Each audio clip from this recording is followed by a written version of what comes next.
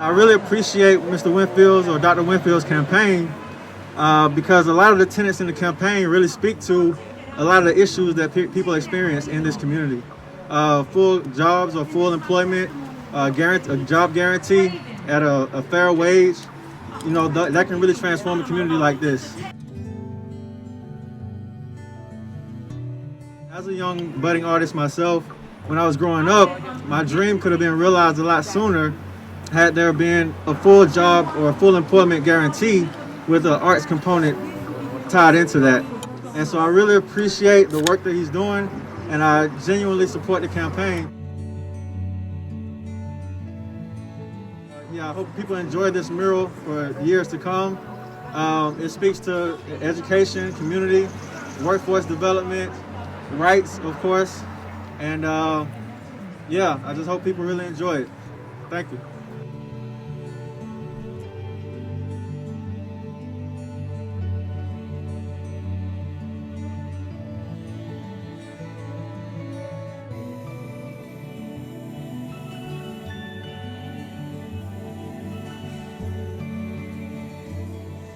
Imagine what it would be like in this community or anywhere in America if our government were truly a guardian of our freedoms and it provided a job at a fair wage to anyone who needed one. Imagine what it would be like for young people coming of age knowing that they had a legal job awaiting them to serve their community starting at least $20 an hour. Imagine what that would do to mass incarceration and recidivism in this country. Imagine what it would mean for veterans who find themselves coming back from service, not finding employment, slipping to unemployment, and ending up begging in our streets, as you will encounter people in Athens who served our military and whom we have failed to provide a livelihood. Now, we all have an imagination, but we don't just have an imagination, we have a creative imagination. A creative imagination where we don't just remember and mirror the world we see, we also can transfigure it and strive to be creative artists who shed light on the true character of the world we're facing, on the problems we're facing, on what might be the solutions. We all have an urge to create. And those who are able to make that the focal point of their life have a need to create and put their work before the public. But when the creative urge depends on only the marketplace to survive, we all are in trouble. Because the marketplace will support those who cater to what is profitable. It will provide barriers to access to the works that are produced because they have to be sold. They have to earn something for the private businesses that are going to be their patrons.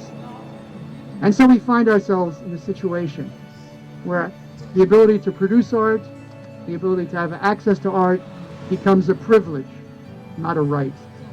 And if it's to become a right, an affirmation of what it is that makes us specifically human, our government has to step in and offer support. Now, we all know that we should have in our public schools art programs so that every human being growing up in this society can experience each of the different arts and begin to learn some of the techniques and know what it's like to become a creative genius.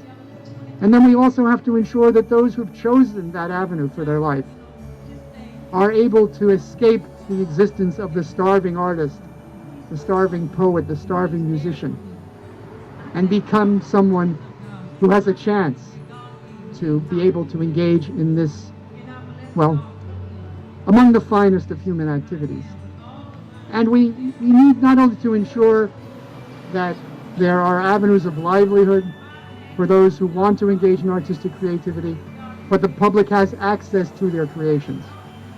Now, I think we all know that back in the middle of our worst economic crisis up till then, the Great Depression, the government under FDR set up all sorts of job programs, and they included programs for artists.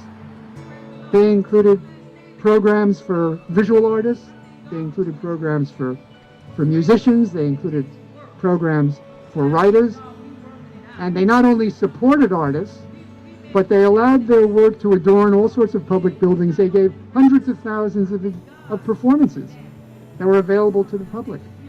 Now we need to make that response, which was a response to an emergency, into a permanent part of a just society.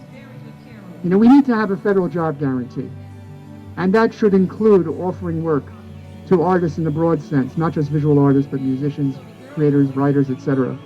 But we also have to ensure that their works are available to the public, that they adorn public and private buildings, that we not only have murals, but sculptures, we have performances of all sorts of arts, videos, holograms, whatever is now part of the spectrum of the creative arts. And we have to ensure that people have access to these without having to have any certain amount of income and wealth. That's what it means to treat art as a right. And that's what it means to have a government that really is a guardian of our freedoms.